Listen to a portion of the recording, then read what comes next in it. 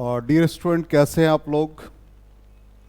आज ये video specially CBSE 2022 के स्टूडेंट्स के लिए बना रहे हैं। इसमें जो सीबीएसई ने 12 क्वेश्चंस का एक सैम्पल पेपर प्रोवाइड किया था, उस क्वेश्चन को हम लोग सॉल्व करेंगे और उससे रिलेटेड एनसीईआरटी में जो प्रॉब्लम्स है उसको भी हम लोग थोड़ा सा देखेंगे।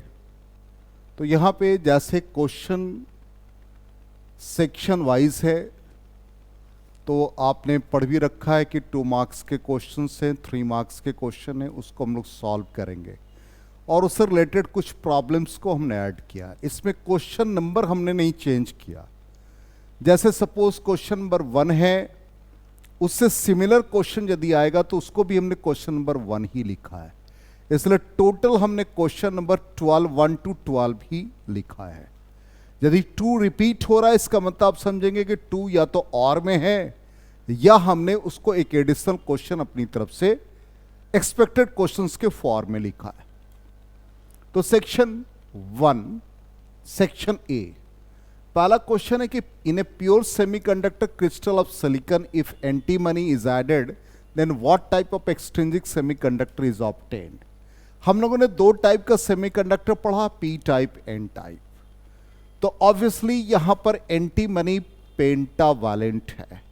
तो पेंटावैलेंट यदि हम ऐड करेंगे, पेंटावैलेंट इंप्योरिटी ऐड करेंगे तो एन टाइप का सेमीकंडक्टर फॉर्म करेगा और इसमें हमें एनर्जी बैंड डायग्राम भी फॉर्म करना है। तो अब देखिए हमने कैसे इसको लिखा है। तो यहां पर सिंपली पेंटावैलेंट है, एंटीमनी को ऐड किया तो एन टाइप मिला।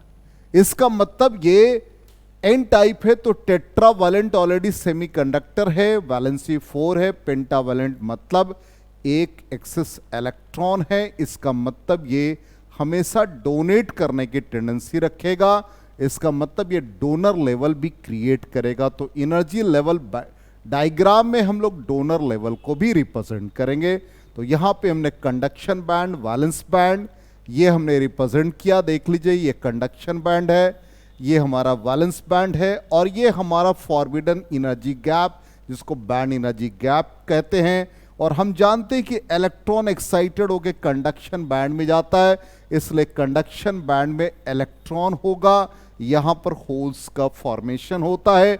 इसलिए डोनर लेवल ये फर्मी लेवल है और इसके बीच का जो गैप है वो 0.01 इलेक्ट्रॉन वोल्ट। तो डोनर लेवल यहां होगा। अब यदि इसी में हम दूसरे क्वेश्चन को, सिमिलर क्वेश्चन को कर दें जिसमें पी टाइप का फॉर्मेशन होगा, तो ऑब्वियसली यहां पर एक्सेप्ट होगा तो होल के नियर होगा, तो एक्सेप्टर लेवल नीचे होगा। तो ये हम लोगों ने इसका सॉल्यूशन। अब इसमें जो मार्किंग स्कीम है, ये मार्किंग स्कीम पहला पॉइंट जब आप लिखेंगे तो यहां पर ये 2 मार्क्स का है तो ये 1 मार्क का हो गया, और जब एनर्जी लेवल डायग्राम आप बनाएंगे तो ये 1 मार्क का हो गया। दोनों को ऐड करेंगे तो 2 नंबर के सॉल्यूशन बन जाएंगे। अब इसी से सिमिलर क्वेश्चन, ये हमने लिख दिया 1 मार्क। इसी से सिमिलर क्वेश्चन जो भी होगा उसको भी हम 1 से ही रिप्रेजेंट कर रहे हैं। तो यहां पर similar question section A, pure semiconductor में यहां पे हमने लिखा एल्युमिनियम और बोरोन टेट्रावैलेंट है। इसको जब हम ऐड करेंगे तो टेट्रावैलेंट को ऐड करेंगे तो पी टाइप सेमीकंडक्टर का फॉर्मेशन होगा। एनर्जी लेवल डायग्राम भी आपको बनाना है। तो सॉल्यूशन में देखिए हमने लिखा है पी टाइप सेमीकंडक्टर मिलेगा तो 1 मार्क का हो गया। एनर्जी लेवल डायग्राम में अभी जस्ट हमने आपको कहा कि वैलेंस बैंड के नियर हो जाएगा, तो यहां पर ये एक्सेप्टर एनर्जी लेवल, ये यदि डायग्राम आप फॉर्म करेंगे तो ये भी 1 मार्क का, तो दोनों को ऐड किया तो 2 मार्क्स के हो गए।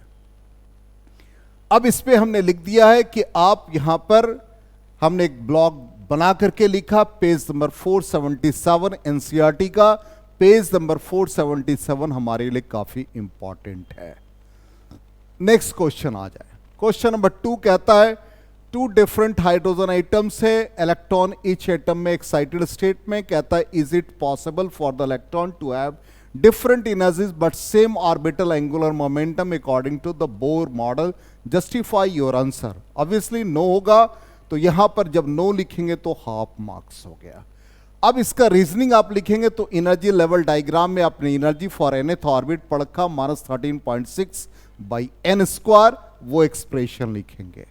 अब यहां पर n का वैल्यू डिफरेंट है तो different value of n energy different होगा, तो एनर्जी जब डिफरेंट होगा तो एंगुलर मोमेंटम भी डिफरेंट होगा। तो ये जब एक्सप्रेशन लिखेंगे तो ये हाफ मार्क्स का, तो इसका मतलब दोनों को ऐड किया तो हमने 1 मार्क लिया। अब ये जब एक्सप्लेनेशन लिख देंगे कि एंगुलर मोमेंटम डिफरेंट है तो ये भी 1 मार्क का, तो दोनों को ऐड कर दे, तीनों पार्ट को ऐड किया तो 2 मार्क्स हो गए। अब ऐसे ही क्वेश्चन हमने इसमें और करके लिखा, इसका मतलब 2 ही नंबर क्वेश्चन रहेगा। अब इसमें कहता explain how does photoelectric current and kinetic energy of the photoelectrons emitted in a photocell vary if the frequency of incident radiation double। frequency को यदि हम increase कर देते हैं तो intensity पर क्या impact पड़ेगा, तो obviously ये intensity से independent होगा। तो यहां पर ये चीज आपको लिख देना है, no effect, हाफ मार्क्स का हो गया। अब यहां पर ग्राफिकल रिप्रेजेंटेशन देंगे तो हमने कहा इंडिपेंडेंट है इसलिए स्ट्रेट लाइन ग्राफ आ जाएगा, तो ये ग्राफ से रिप्रेजेंट किया तो हाफ मार्क्स हो गए। अब कहता है कि show the graphical variation in the above 2 cases, दोनों केस के लिए जो इंसिडेंट फोटोन का फ्रीक्वेंसी हायर है तो ऑब्वियसली ये ज्यादा एनर्जी जनरेट करेगा। तो यहां पर ग्राफिकल काइनेटिक एनर्जी और फ्रीक्वेंसी का ग्राफ जो हम लोगों ने पढ़ा आइंस्टाइन फोटोइलेक्ट्रिक इक्वेशन में, वो ग्राफ आप प्लॉट कर देंगे तो ये भी हाफ मार्क्स का, दोनों को ऐड कर दिया तो 2 मार्क्स हो गए टोटल। अब इसी पर बेस्ड क्वेश्चन है इसलिए हमने नंबर भी नहीं चेंज किया।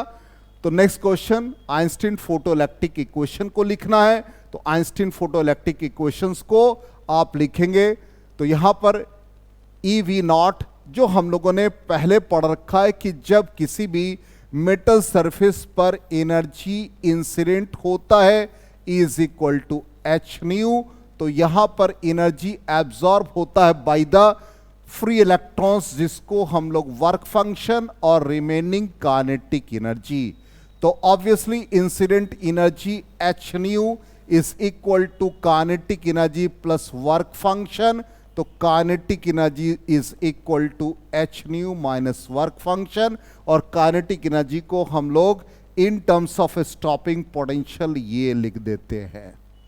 तो ये हमारा इक्वेशन आता है और इससे हम लोग स्टॉपिंग पोटेंशियल का वैल्यू लिख देंगे और ये ग्राफिकली हम लोग रिप्रेजेंट करेंगे तो y is equal to m x plus c से इसको कंपेयर करेंगे तो ग्राफ का नेचर ऐसा होगा और ये हमारा थ्रेशोल्ड फ्रीक्वेंसी होगा, ये हमारा y एक्सिस पर स्टॉपिंग पोटेंशियल और x एक्सिस पर फ्रीक्वेंसी आ जाएगा, ये हमारे स्लोप बन जाएंगे, तो स्लोप हमारा h बाई ई, इतना आप रिप्रेजेंट करेंगे तो ये सबको मिला करके दोनों मिला करके 2 नंबर के हो जाएंगे। तो अब देखिए ये हमने ग्राफ प्लॉट किया, 1 नंबर का ये पार्ट हो गया और ये जब ग्राफ प्लॉट करेंगे तो ये भी हमारा 1 नंबर का हो जाएगा। और हमने इससे रिलेटेड एनसीईआरटी का पेज नंबर आपको बता दिया 390, 395, 425 से लेकर के 429, ये सारे इंपॉर्टेंट पेजेस हैं, इसको आप लोग देख लेंगे। नेक्स्ट क्वेश्चन आ जाए। अब यहां पर क्वेश्चन नंबर 2 से रिलेटेड जितना भी था वो एंड हो गया। अब थर्ड क्वेश्चन है, कहते हैं ऐसा डिवाइस बताइए जो change in intensity of illumination और चेंज इन इलेक्ट्रिक करंट को रिप्रेजेंट करता हो। तो हम लोगों ने पढ़ रखा है ये फोटो डायोड होता है, इसका VI कैरेक्टरिस्टिक्स जो एनसीईआरटी में दे रखा है वो आपको ड्रॉ करना है और इसके एप्लीकेशन बताने हैं। तो फोटो डायोड्स हो गए। अब यहां पर ये ग्राफिकल रिप्रेजेंटेशन ये आपको बता देना है, तो यहां पर ये 1 मार्क का क्वेश्चन हो जाएगा। तो यहां पर 2 मार्क्स है तो 1 मार्क इसमें मिल जाएगा आपको और 1 नंबर इसके यूजेस में होगा। तो हमने लिख दिया as light detector in alarm system to detect optical signal. अब इससे रिलेटेड क्वेश्चन हम लोग देख लें, वैसा डिवाइस जो वोल्टेज, सिमिलर क्वेश्चन हमने दिया आपको जो वोल्टेज रेगुलेटर में यूज होता है, तो हमने जीना डायोड पढ़ रखा है, इसका सर्किट डायग्राम आपको बनाना है। तो जीना डायोड इसके बारे में आपने लिख दिया कि वोल्टेज रेगुलेटर में यूज होता है, तो हाफ मार्क्स का हो जाएगा। और ये जब ग्राफिकल या सर्किट डायग्राम जब आप बनाएंगे तो ये 1.5 मार्क्स, इसका मतलब यहाँ पर टोटल मिला के 2 नंबर हो जाएंगे। अब इससे रिलेटेड हमने पेज नंबर भी आपको मेंशन कर दिया है, तो पेज नंबर आपका 486 और 487, ये बहुत इंपॉर्टेंट है एनसीईआरटी का। नेक्स्ट आ जाए सेक्शन बी में। सेक्शन ए हमने कंप्लीट कर लिया। सेक्शन बी में कहता फ्रीक्वेंसी ऑफ रेडिएशन का एक्सप्रेशन आपको डेराइव करना है जब energy D excited from n to n-1 level. इसका मतलब हमारा यहां पर फ्रीक्वेंसी का वैल्यू लिखना है, तो फ्रीक्वेंसी इस टर्म में लिखेंगे। अब यहां पर n1 का वैल्यू चूंकि डी एक्साइटेड है तो n1 का वैल्यू n-1 होगा, एक्साइटेड होगा तो इनिशियली ये होता, तो यहां पर n1 की जगह पर n-1, n2 की जगह पर n, तो फ्रीक्वेंसी का वैल्यू ये हो गया। ये 3 मार्क्स के, तो यहां तक जब आप लिखेंगे तो ये 2 नंबर मिलेगा आपको। अब यहां पर कहता है कि शो करना है कि यदि n का वैल्यू लार्जर हो जाए, तो n का वैल्यू जब लार्जर होगा तो ऑब्वियसली ये क्वांटिटी आपका n1 जब लार्जर होगा तो n लार्जर देन 1, तो ये n को रिप्रेजेंट करेगा और n2 हमारा n। तो इस कंडीशन में हम लोग इसका वैल्यू निकालते हैं, तो वैल्यू निकाल के देखते हैं क्या आता है। तो लार्जर वैल्यू तो यहां पर दे रखा है, तो लार्जर वैल्यू 2n-1 है, तो 2n-1, तो यहां पर 2n लार्जर देन 1, तो 2n लिखेंगे। n1-1 को n के इक्वल लिखेंगे, और ये हाइड्रोजन एटम के लिए तो z का वैल्यू 1।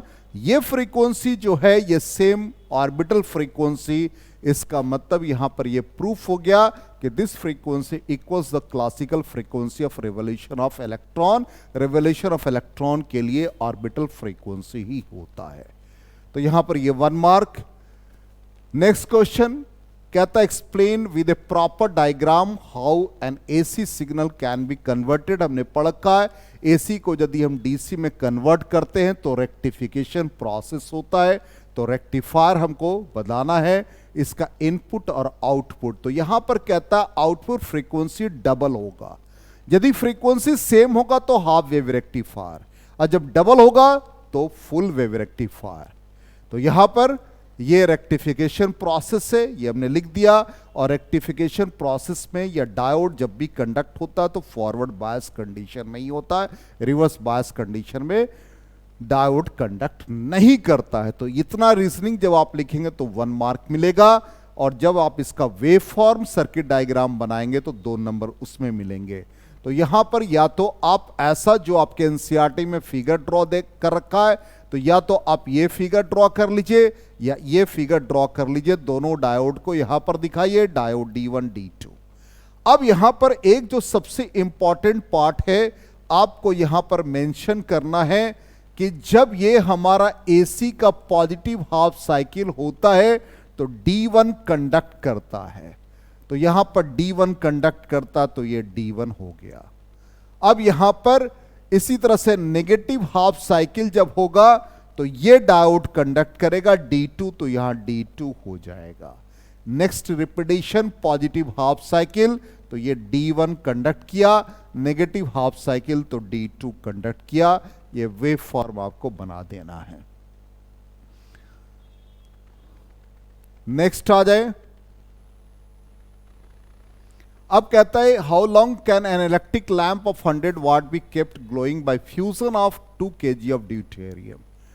तो ये हम लोगों ने रिएक्शन पढ़ रखा है कि यहां पर ड्यूटेरियम और ड्यूटेरियम मिलकर के हीलियम और इससे एनर्जी रिलीज होते हैं। तो यहां पर इसके 2 ग्राम हैं, तो 2 ग्राम के लिए आप नंबर ऑफ एटम्स लिखेंगे जो एवोगाड्रोस नंबर के इक्वल है।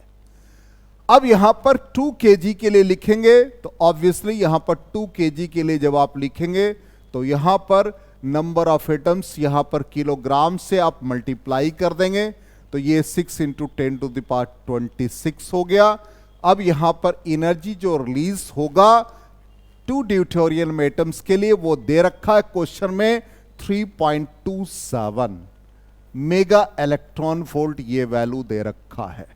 अब यहां पर ये वैल्यू हमें लिख लेना है, तो ये वैल्यू हमें दे रखा है, तो 3.27 मेगा इलेक्ट्रॉन वोल्ट।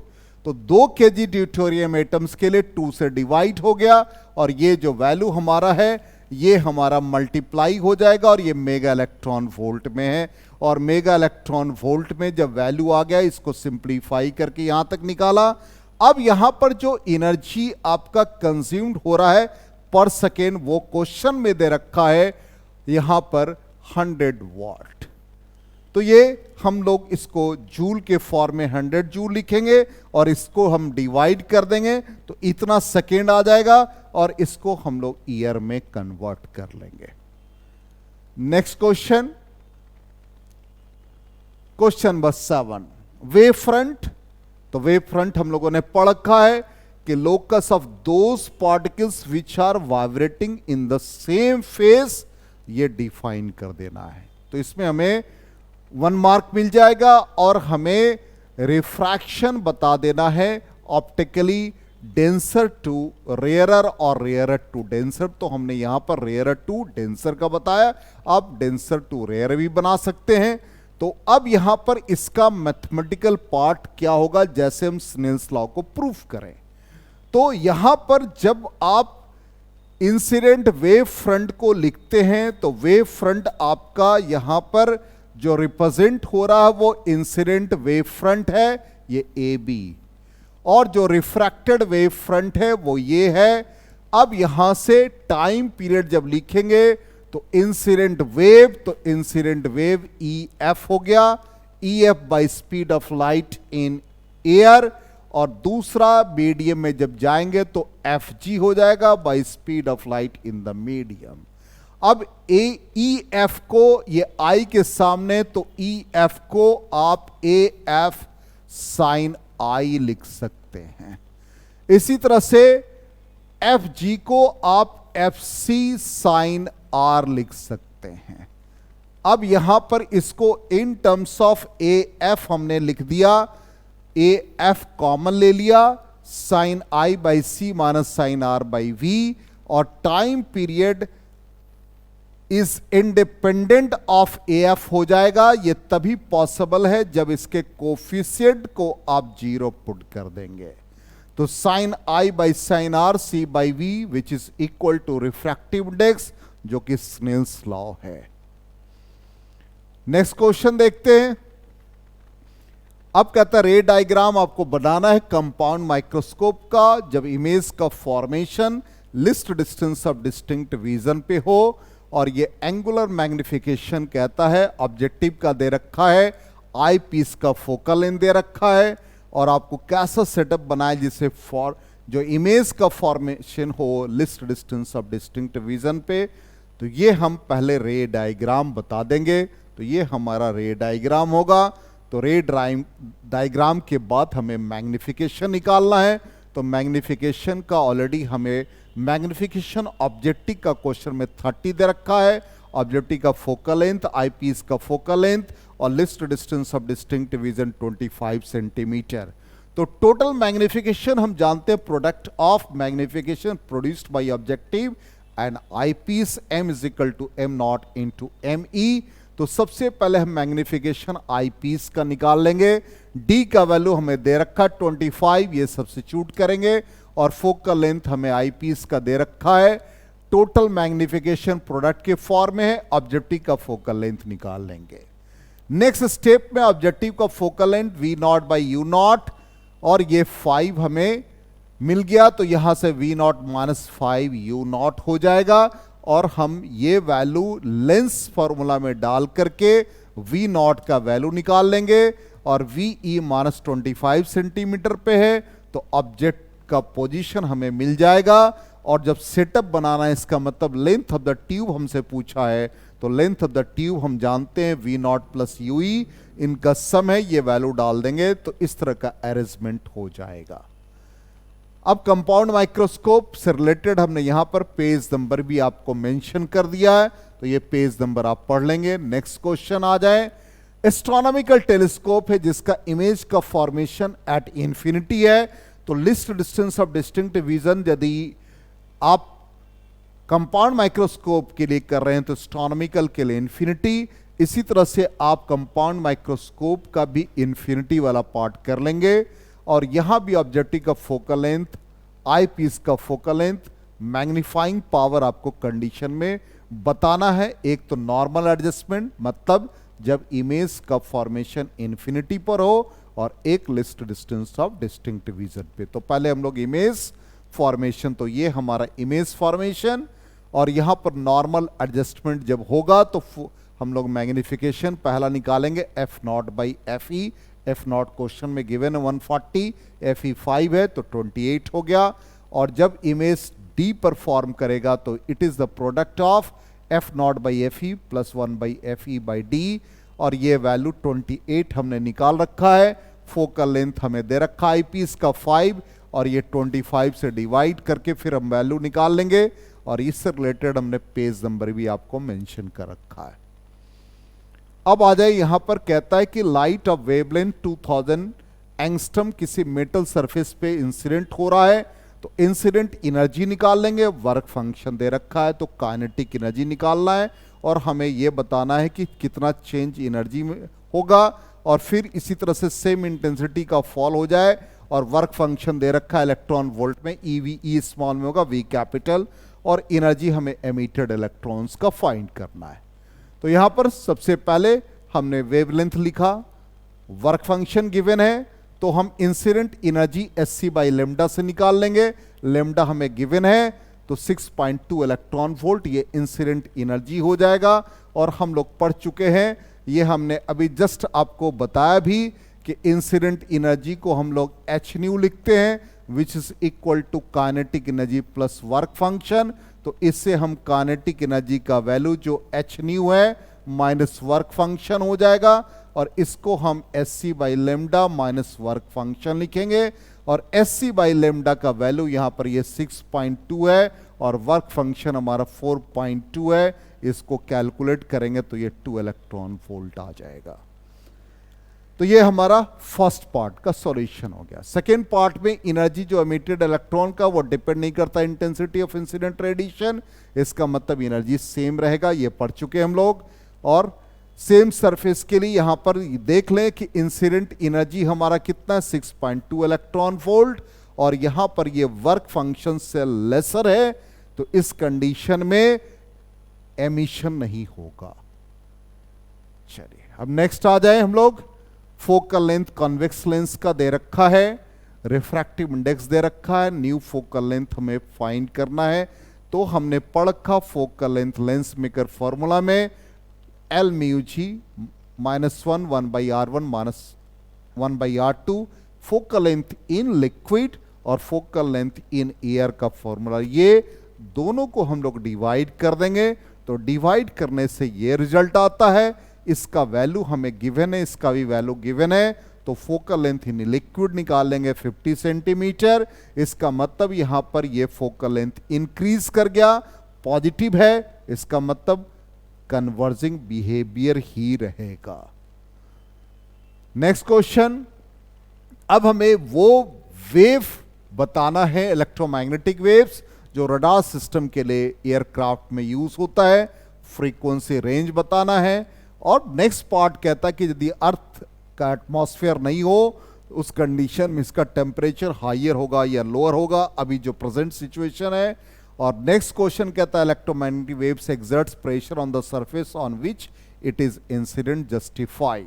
तो पहला इलेक्ट्रोमैग्नेटिक वेव्स जो कि माइक्रोवेव्स है, जो रडार सिस्टम और एयरक्राफ्ट में हम लोग यूज करते हैं। तो यहां पर अर्थ का एटमॉस्फेयर नहीं होगा तो obviously absence of green house effect हो जाएंगे, तो टेम्परेचर डिक्रीज कर जाएगा।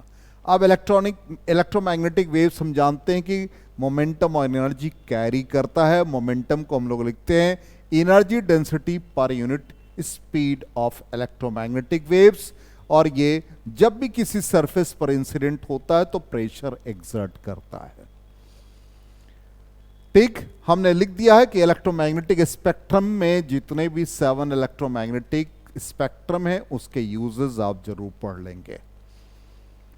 नेक्स्ट पास कहता है कि यहां पर यंग्स डबल स्लिट एक्सपेरिमेंट है, तो यहां पर इंटेंसिटी का मैथमेटिकल रिप्रेजेंटेशन, और इससे आपको बताना है कि यहां पर किस समय इंटेंसिटी 0 होगा और किस समय 4 टाइम्स होगा, और इंटेंसिटी का ग्राफ विद फेज आपको फाइंड करना है। तो रिजल्टेंट इंटेंसिटी हम लोगों ने पढ़ा I1 plus I2 plus 2 root I1 I2 cos phi. तो जब फाई 0 करते हैं तो 4 टाइम्स, और जब फाई 90 डिग्री तो इंटेंसिटी बिकम 0। तो ग्राफिकल रिप्रेजेंटेशन ये हो गया। इन दोनों को ऐड करेंगे तो हमारे 3 मार्क्स। तो हमने पेज नंबर लिख दिया 362 से 366, काफी इंपॉर्टेंट है। अब यहां पर लास्ट वाला क्वेश्चन है जो केस स्टडी है। तो मिराज जो कि हम लोगों ने पढ़ा है, Miraj in desserts optical evolution, जो कि टोटल इंटरनल रिफ्लेक्शन पर बेस्ड है। तो क्वेश्चन में ऐसा ये फिगर मेंशन किया हुआ था।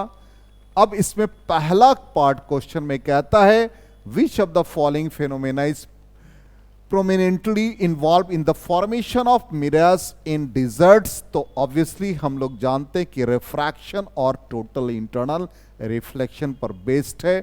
1 मार्क का क्वेश्चन है तो ऑप्शन 1 टिक कर देंगे आप। नेक्स्ट पार्ट इसका कहता जो बी पार्ट है, कहता है a diver at a depth 12 metre inside water sees the sky in a cone of semi vertical angle. ये हम लोगों ने पढ़ भी रखा है कि ऑब्वियसली ये जैसे डाइवर का पोजीशन इस मीडियम में है। सपोज ये मीडियम में है, यहां पर इसका पोजीशन है, तो यहां से जब ये एंगल फॉर्म करेगा तो यहां तक जाएगा। जब इंटरफेस पर हो जाएगा तो ये टोटल, इसके बाद ये इंटरफेस के अलॉन्ग, तो ये हमारा angle of refraction becomes 90 degree. यहां से भी ये angle of refraction becomes 90 degree. तो ये जो कोन का फॉर्मेशन होगा ये सेमी वर्टिकल एंगल, यही थीटा आपसे पूछा है। तो यहां पर हम लोग क्रिटिकल एंगल का फॉर्मूला लगा लेंगे, sine theta c is equal to 1 by mu, और इसको यूज करेंगे। तो यही हमने यहां पर यूज किया, साइन थीटा 1 बाई म्यू। और रिफ्रैक्टिव इंडेक्स हमें क्वेश्चन में दे रखा 4/3, तो 4/3 यूज किया, तो साइन इनवर्स 3/4, इसलिए ऑप्शन हमारा 3 हो जाएगा, साइन इनवर्स 3/4। नेक्स्ट क्वेश्चन कहता ऑप्टिकल फाइबर है। ऑप्टिकल फाइबर हम लोगों ने पढ़ा, ऑप्टिकल फाइबर में ये हमारे फाइबर होते हैं, इसमें ऊपर वाला लेयर क्लैडिंग और नीचे कोर होता है। तो कोर का रिफ्रैक्टिव इंडेक्स हमेशा हायर होता है क्लैडिंग से, और यहीं से रे ऑफ लाइट एंटर करता है और इसका टोटल इंटरनल रिफ्लेक्शन होता है। यही ऑप्टिकल फाइबर है। तो इस कंडीशन में यह हमारा आ जाएगा, कोर का रिफ्रैक्टिव इंडेक्स ज्यादा होगा क्लैडिंग से, तो ये कंडीशन फुलफिल कर रहा है, इसलिए ऑप्शन हमारा 4th हो जाएगा, n1 ग्रेटर देन n2 या μ1 greater than μ2। D part question का कहता है कि एक डायमंड है, डायमंड को आपने एक लिक्विड में इमर्ज कर दिया, उसका रिफ्रैक्टिव इंडेक्स फिर वाटर के रिस्पेक्ट में। कहने का मतलब है कि जब भी हम लोग रिफ्रैक्टिव इंडेक्स को कंपेयर करते हैं तो ये फॉर्मूला हमें याद रखना है कि जिस मीडियम में जाते हैं म्यू और जो मटेरियल का बना हुआ है। यदि ये डायमंड है तो म्यू डी, लिक्विड में जाएंगे तो एल, और इसको हम लोग mu D by mu L के फॉर्म में लिखेंगे। इसी से रिलेटेड हमारा ये क्वेश्चन है। तो हमने यहां पर देखिए क्या लिखा है कि l mu d 1 by sine c, तो ये रिफ्रैक्टिव इंडेक्स डायमंड का और लिक्विड का। इसी तरह से इसको वाटर में इमर्ज किया तो डब्ल्यू म्यू डी लिखा, और इसके लिए क्रिटिकल एंगल का वैल्यू डिफरेंट ले लिया। अब यहां पर लिक्विड का रिफ्रैक्टिव इंडेक्स ज्यादा है वाटर से, तो क्रिटिकल एंगल इसका ज्यादा हो जाएगा। तो यहां पर आंसर हमारा 4 हो जाएगा, इंक्रीज कर जाएगा। नेक्स्ट पार्ट कहता है ये ऑप्टिकल फाइबर का ही सिचुएशन दे रखा है, और यहां पे आपको बताना है कि कौन से कंडीशंस को फुलफिल करेगा। तो यहां पर एक जो सबसे इंपॉर्टेंट पार्ट है कि जब हम इसको रिप्रेजेंट करेंगे तो ये हमारा पाइप या ऑप्टिकल फाइबर है, ये हमारा एंट्रेंस से, यहां से इंटेंसिटी ऑफ लाइट या सिग्नल्स इंसिडेंट हुआ, ये एंगल आई है। यहां से इसका रिफ्रैक्शन हो गया, ये एंगल हमारा आर है। यहां से इसका इंटरनल रिफ्लेक्शन हुआ, ये हमारा आई डैश है, ये हमारा I डबल डैश है, ये R है। इसका मतलब टोटल इंटरनल रिफ्लेक्शन के लिए I dash must be greater than critical angle. दूसरा ये कंडीशन आएगा कि I dash plus angle of refraction R यहां पर 90 डिग्री। तो I का हमें मैक्सिमम वैल्यू निकालना पड़ेगा और I और R के मैक्सिमम वैल्यू को कंपेयर करना पड़ेगा इस इंटरफेस पे। इसका मतलब हमें साइन I मैक्सिमम और साइन R मैक्सिमम इसका रेशियो रिफ्रैक्टिव इंडेक्स के बराबर लिख के I मैक्सिमम का वैल्यू निकालेंगे। तो पहला कंडीशन हम लोग लेकर के चलेंगे कि I डैश का वैल्यू कितना है, तो वही हमने स्टेप बाय स्टेप निकाला है। तो यहां पे सबसे पहले रिफ्रैक्टिव इंडेक्स को μ2 by μ1 1 by sine I dash का वैल्यू निकाला और I डैश के लिए हमने अभी बताया आपको must be greater than critical angle, मतलब must be greater than 59 degree, और I डैश प्लस R यहां पर इन दोनों का सम 90 डिग्री, तो R becomes 31 degree. Sine I maximum sine R maximum का रेशियो 1.68 आया, साइन I मैक्सिमम का वैल्यू 60 डिग्री आ गया, इसलिए यहां पर I का वैल्यू लाई करेगा 0 to 60 डिग्री, इसलिए ऑप्शन सेकेंड हो जाएगा। तो इस तरह से हम लोगों ने 12 क्वेश्चन जो CBSE फॉर्मेट था उसको सॉल्व किया। इस रिलेटेड कुछ हमने अपनी तरफ से भी क्वेश्चंस बताया और आप इसको प्रिपेयर करेंगे। और इसका यदि आपको PDF चाहिए तो हमने आपको नंबर दे रखा है, इस नंबर पे आप हमें व्हाट्सएप करके बता सकते हैं आपको इसका PDF चाहिए। Best of luck, thank you and good bye.